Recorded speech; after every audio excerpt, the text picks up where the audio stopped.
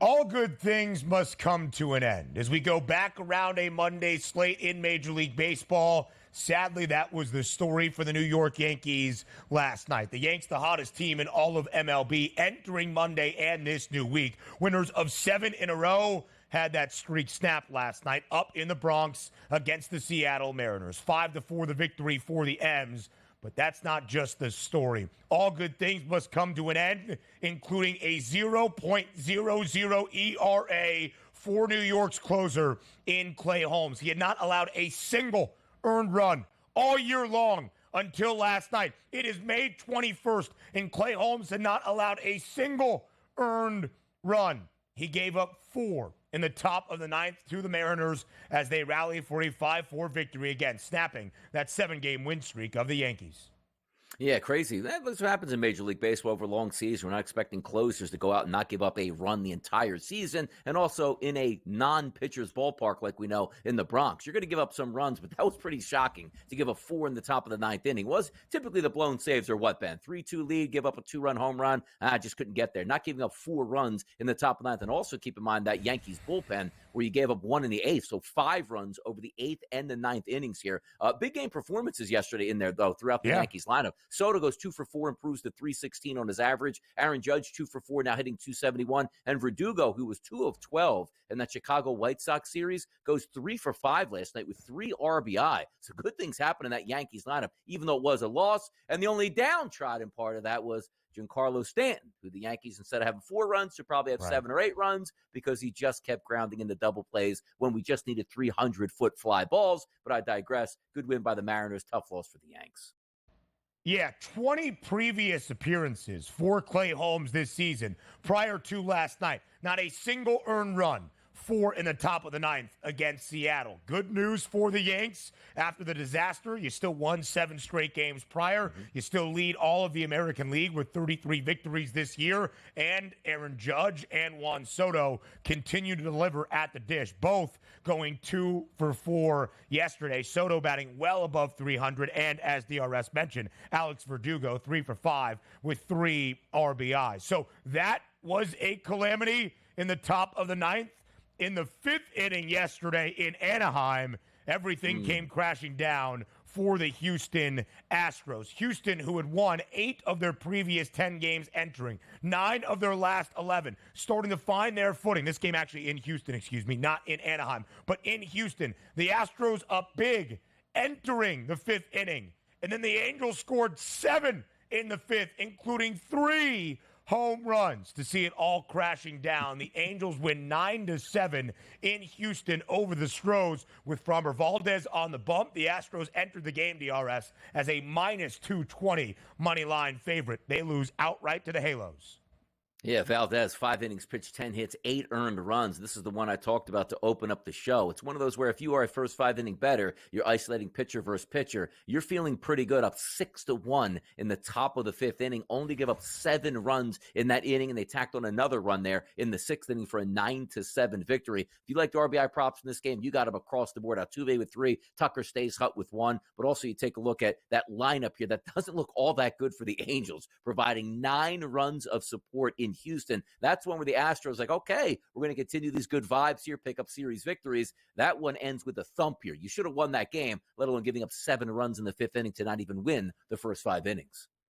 Yeah, a pretty bad loss for Houston. However, when you look at where things are for the Astros starting to find their footing, they had DRS as of May 8th. Been 12-24, 12 games below 500 so far, their valley of this season. Again, winners of 9 of their last 11 entering last night. They entered 21-26, now make that 21-27. The Angels starting to bottom out as well, but a victory yesterday. Los Angeles just 19-29 this season. Now we go to Kansas City, where our guy, Vinny P., but mainly his Royals, had a big day yesterday against Reese Olson, who now drops to 0-5 this year, but only pitched 2 2/3 yesterday for Detroit, giving up just 1 earned run and 5 hits, but still suffering a loss as the Royals knock off the Tigers, winning 8-3. KC, an ever so slight favorite, -112 on that pregame money line. Total of 8.5 does go over. Yeah, got hit with a line drive and had to leave the ball game here. Yeah. Tough scene because in the sixth inning, we're anticipating him still probably pitching. He gave up 6 runs in that bottom of the sixth. And you take a look at that lineup, the usual suspects. Garcia is a really good leadoff hitter. He gets an RBI. Our boy Vinny P doesn't actually get a base hit, but drives in a run. And then Michael Massey, of course, went 3 for 4 yesterday with an RBI. Pretty impressive lineup. And look at that. The Kansas City Royals right now, 30-19 overall after that easy victory over the Detroit Tigers. Maybe this team is legitimate.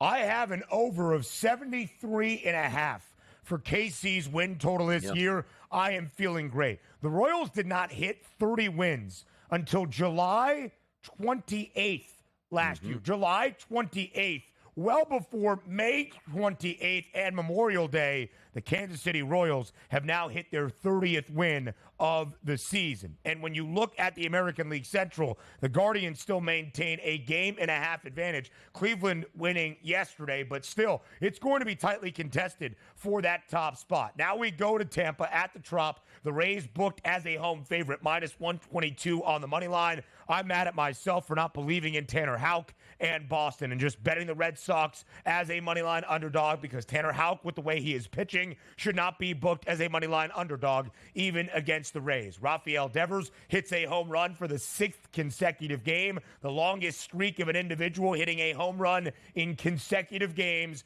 in Boston Red Sox franchise history, as the Sox go into the Trop and win 5-0. Yeah, take a look at that first 5 batters in that lineup for the Red Sox. And again, a team we didn't expect all that much from, now sitting at 24-24 on the season. And Tampa Bay, by the way, with that loss, 25-24. So those two teams jockeying for position in the American League East. But Duran, Abreu, O'Neill, Devers, and Wong, take a look at these batting averages: 270, 269, 255, 284, and 350. That's pretty good here, man. Boston's hitting and now getting some pitching out of guys like Tanner Houck that we didn't anticipate being this good here. Maybe it could be a playoff run, maybe a wild card run for Boston this season. A couple of those teams in the American League East, like Tampa, like Boston, if Toronto resurfaces, maybe making a run to American League playoff contention. Long way to go. More MLB recaps come your way next. Elsewhere around Major League Baseball, from a Monday night slate, we go late night to Los Angeles. The Dodgers hosting the Arizona Diamondbacks for the opening game of this midweek series between these divisional foes. A big third inning for LA. 3 home runs in the third, including a grand salami off the bat of one Freddie Freeman. And the Dodgers hold off the Arizona Diamondbacks with a 6-4 win. Quality start out of Yoshinobu Yamamoto. He picks up another win. He is 5-1 to begin this season, as the Dodgers, as a -245 home money line favorite, knock off Arizona with the 6-4 victory. Yeah, Cicconi's been bad pitcher this year for Arizona. 5 innings pitched, 6 hits, 6 earned runs. It's just what you get at him, 1-4. He's got those high xFIP numbers, which means it leads to fly balls. And you saw fly balls from Freeman and Will Smith yesterday. As Ben pointed out, a grand slam from Freddie Freeman. But I got to tell you, look at that lineup here for the Arizona Diamondbacks. Ketel Marte having a very good season, 291 right now. But Jock Peterson has been really good in that DH role, hitting 318, cashed in on another RBI yesterday. But Corbin Carroll goes 1 for 5. That was one of the better players in baseball last year, hitting 191 on the season, still not finding his way. 3 strikeouts yesterday. We expect these type of performance by the Dodgers. Just give me something decent on the mound. Our batters will be able to figure out the other team's pitcher. 6-4 win. This is what the Dodgers do, 33-17 now on the season. We're waiting for the Diamondbacks to sort of capture what they said last year down the stretch. They just haven't been able to do it yet. It's a tough division. They're not getting the pitching they need right now. That's all. Yamamoto this year now 5-1 with a 3.17 ERA. Did allow 7 hits and 2 earned yesterday in 6 1/3, but did strike out 8 and had a solid performance, registering the win. Freddie Freeman, that grand slam. Will Smith, a solo shot in the third, as the same for Kike Hernandez for LA as well. To your point about Corbin Carroll, batting 191. That's the reigning National League Rookie of the Year. It has not been the case this season in his sophomore campaign in MLB. A doubleheader yesterday in Atlanta to round out a 4-game set that started on Friday between San Diego and the Braves. The Padres win game number 1, a rally in the 8th, a 4-run 8th inning. They win as a slight underdog. Cronenworth, 2 RBI single. Manny Machado, 2 RBI double in the 8th inning. Those the game-winning runs. So in the second second leg of the doubleheader. San Diego was looking for the sweep. The Braves have dropped 4 in a row. At that point, Atlanta responds with a 3-0 victory to snap the skid. Yeah, they really needed that second game because also they probably should have the first, being up 5-0 early, and saw 6 unanswered runs by the Padres in a 6-5 loss. That was a tough one. But Chris Sale's been very good for the Braves that we talk about. Very good. You now look at his record on the season, 7-1 with a 2.22 ERA right now. Certainly stepping into the mold that we missed with Spencer Strider going down with that elbow injury. We'll see what the Braves have. They're 27-17, but they avoided disaster after that first game. Boy, if they would have lost a doubleheader yesterday to the Padres, we would have been asking a lot of questions because you can't bury yourself all that much up against the Philadelphia Phillies right now. But they got the split out of the doubleheader, which is usually what's expected. The Braves were booked as a hefty favorite with Chris Sale on the bump, minus 240 on that money line. Total of 8.5 stays well under. Chris Sale, 7 innings of shutout work, only allowing 5 hits, striking out 9. He is 7-1 this year, is Chris Sale, with an ERA now at 2.22.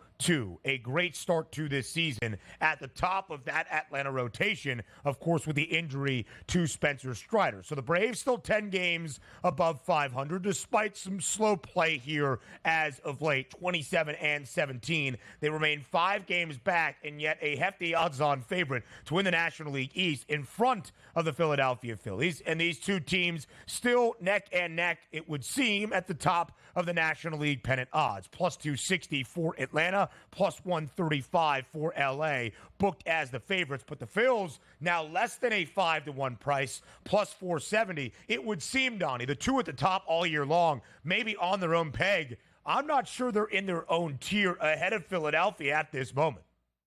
Yeah, I don't think so at this time. And granted, we have a long way to go in the summer. Injuries happen. Teams play very good baseball. Teams go in the lulls. It's just what it is. But 5-game lead for the Phillies this early in the season. We'll see how far they can extend that. The Texas Rangers come to town here to take on the Phillies at Citizens Bank Ballpark. We'll see if the Phillies can win yet another series just to keep the pace on the Braves. 34 wins, the most in Major League Baseball, which is crazy. The Phillies have had a long, illustrious history, mostly of losing for a long time. It's kind of interesting to see them getting out to their best start ever in baseball history in Philadelphia. We'll see if they can continue at 70% winning percentage. I don't know if you can continue it, but boy, I would love to see it as a fan.